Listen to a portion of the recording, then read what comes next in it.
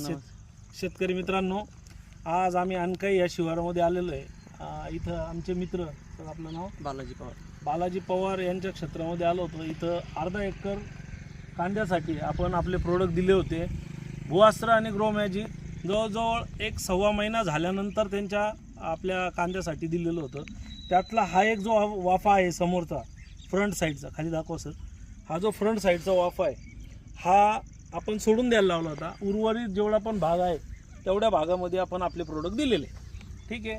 तर त्याचा चांगल्या प्रकारे रिझल्ट आला. पांढऱ्या मुळांची आपलं जे कमिटमेंट होतं, पांढऱ्या मुळांची संख्या वाढणं, ते कमिटमेंट पूर्ण झालेलं आहे. हे जिथं दिलेलं आहे ते आणि जिथं नाही दिलेलं ते, हे दोन्हीचं तुम्हाला डिफरन्स मित्रांनो दिसणार.